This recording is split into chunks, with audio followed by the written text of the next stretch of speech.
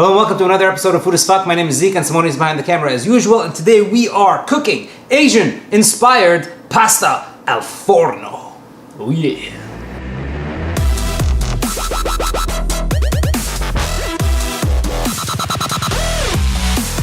Pasta al forno. So basically what this is going to be a pasta with what is called a bechamel sauce. And the bechamel sauce, if you don't know, is one of the 5 mother sauces, and it's a white sauce, right?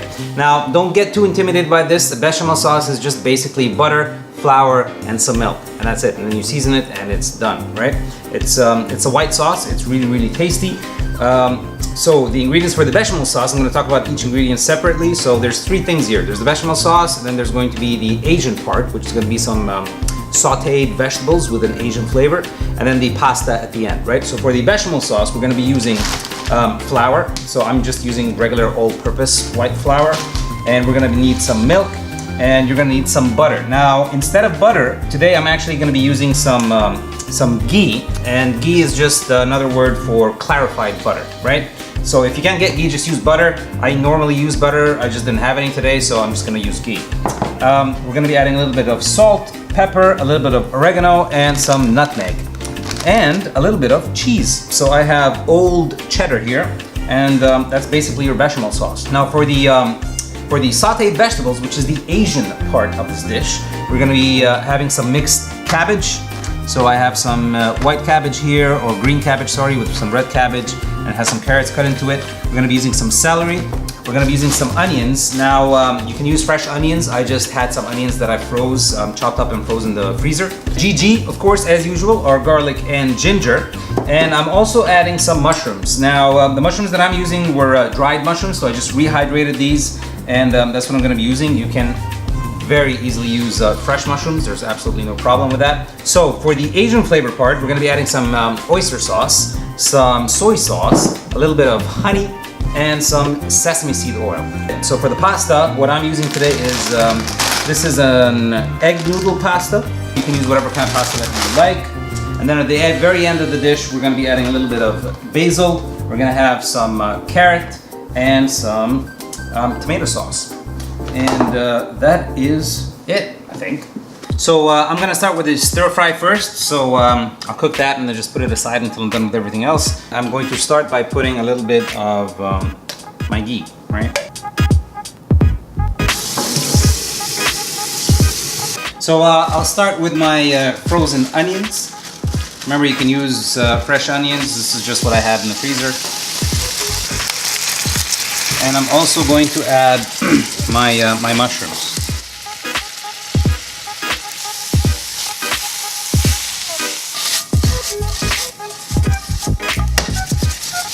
Remember, to control your heat, always you can go down to medium, and I'm gonna add some pepper at this stage.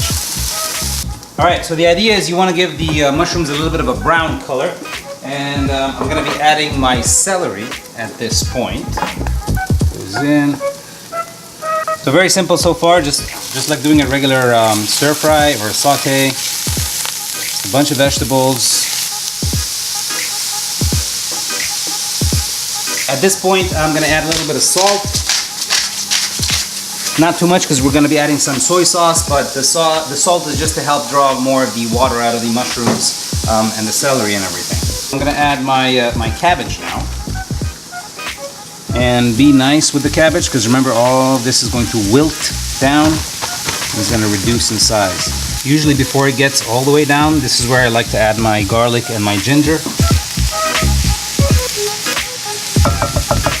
So I'm going to be adding not too much, but just a little bit of oregano here, a little bit of nutmeg. All right, now our wet sauces. So we're going to be going in with soy sauce, oyster sauce, a dash of honey,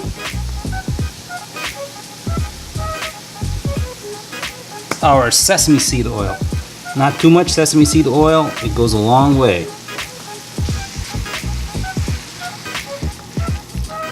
Just taste it, make sure that your seasonings are okay. Take it off the heat. And that's it. So you're done with the stir fry. You can keep this on the side, and we'll use it when we need it. And you're done. Next part. All right, so the stir fry is done. I've actually put the water for the pasta on a boil, and it's boiling right now. And we're just gonna be measuring out the pasta that we're gonna be using. So I'm gonna put the pasta into the water sort of midway while we're making the bechamel sauce, so that everything is sort of done at the same time. There are no measurements as usual on this channel. So this is the way that I do it. I don't know, I think this will be enough, Simone, don't you think? Yeah? Imagine we're gonna have our bechamel sauce in here. We're gonna have a little bit of our stir fry that we made, and then some more bechamel sauce at the top. So when this rises, I'm guessing this is a good amount. All right, so we're gonna start working on the bechamel sauce right now. And bechamel sauce, like I said, is really pretty straightforward to do. I'm gonna go with a nice amount of ghee here, 2 tablespoons, 2.5. Once your butter starts to melt and it's a little bit hot, you're gonna start adding your flour.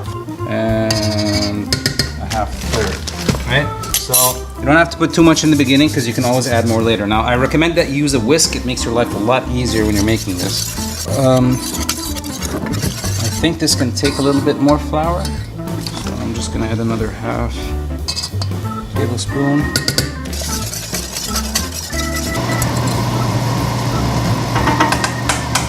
All right, so my roux, which is the flour and the butter mixture, is almost starting to get where I want it to be. So you can see that the color changed a little bit. It's going a little bit darker, and you can actually smell it, right? So the flour source starts to get a toasty kind of smell, right? I always use full-fat milk. I don't see any reason to use skimmed milk and all that other stuff. If you disagree, that is your opinion. And be very careful. This is very hot.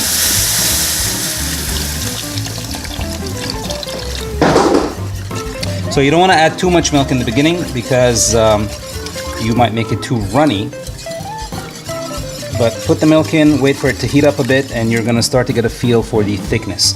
The tip here is when you want to know how thick your bechamel is going to be, you have to bring it to a boil, right? So once it reaches a boil, you can bring it down to a simmer. But once it starts boiling and you start stirring, that is the thickness generally that your bechamel is going to be at, right? The bechamel is heating up now. As you can see, it's getting really, really thick. And this is way too thick for what I want it to be. So I'm gonna add some more milk now.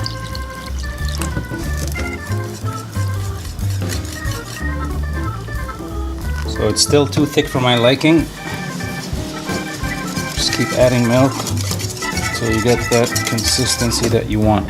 Now I am also gonna start to season this now, right? We're adding 2 slices of our old cheddar here. We're also gonna be lightly salting this. A little bit of pepper and a dash of nutmeg.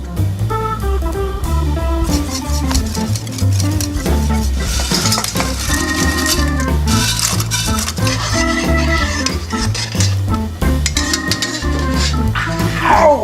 All right, so the bechamel is done, and this is the consistency that I like it to be at. So it's not too hard. Usually you can test it by dipping a spoon, and it should coat, as you can see, the spoon pretty nice, but it's still runny, right?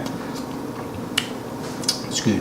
So the pasta is gonna go in for about 9 to 11 minutes. I'm probably gonna take it out around the 9-minute mark because it's still gonna cook some more in the oven, right? So yeah, 9 minutes.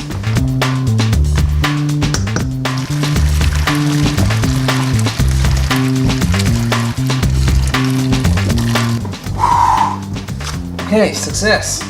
Now, put the pasta back into the pot, and to keep everything nice and sort of moist, 1 spoonful of our bechamel sauce, right, into the pasta, and then just give that a good mix. Okay, so we're gonna start assembling the pasta now, and meanwhile, please preheat your oven to 400 degrees. So usually what I like to do is I like to take a little bit of the pasta and sort of lay it down. This is where you can add some a little more oregano, a little bit of fresh parsley in there. Bechamel sauce.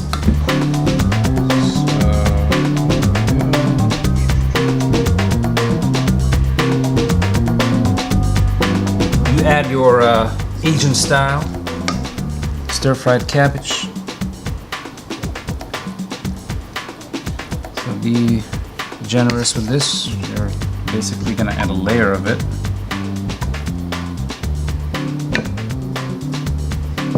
So I use this mandolin that I got from the dollar store, and I just love this thing.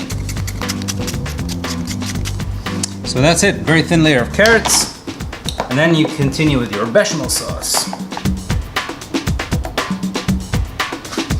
All right, now you finish with the rest of your pasta. There we go.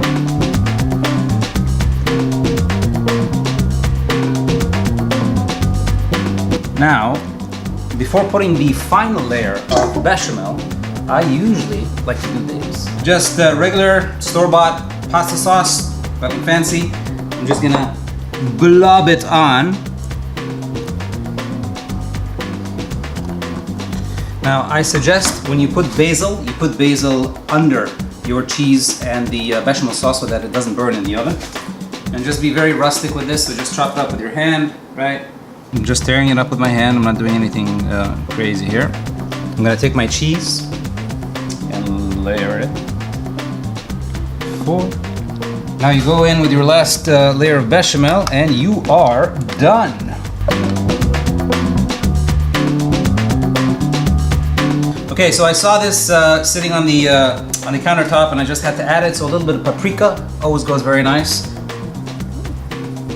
All right, so the oven is hot now. Remember, 400 degrees, and we're gonna put this in for about. Let's talk about this. How long should we put it in for? 20 minutes. Yes, right. Okay, because I forgot the time. All right, so the oven has been preheated. It's hot now, and remember, it's 400 degrees, and we are gonna put this baby in for about 20 minutes, and then we'll check on it, and see if it needs any longer. And that's it. So I'll see you guys in 20 minutes.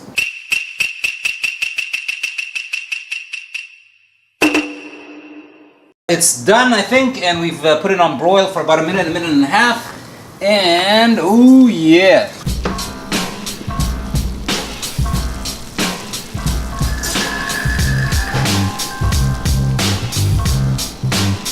All right, so it's done and it's out and it looks beautiful. I love it.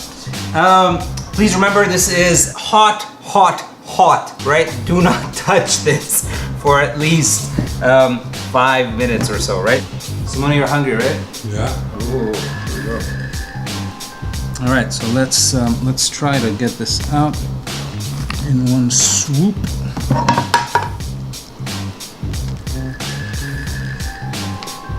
That looks nice. So the bechamel is not too hard. It's nice and creamy, which is what I wanted. And there it is.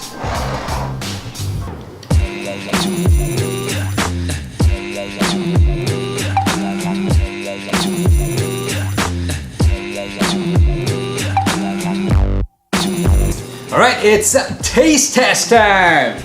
So I like how this smells already. Hot. I know this looks like a weird combination, right? Like Italian Forno pasta with an Asian flavor, but please try this. Yeah, well, it's another perfect dish for a hot summer. I know. I'm choosing all the good ones. Please give this a try. I know it's more of a wintry dish, but I haven't eaten it in a while, and I was sort of craving it. But it's a really, really interesting dish, and I promise you, it'll be quite surprising when you try it. It's pretty good. So I think that's pretty much it for this video. So as usual, thank you guys very much for watching our videos. Please, if you like what we do, hit that like button, smash that subscribe button, comment down below, and share our videos. I've been Zeke again from Food is Fuck, and this has been Simone, and we'll see you guys in the next video. Shazoo!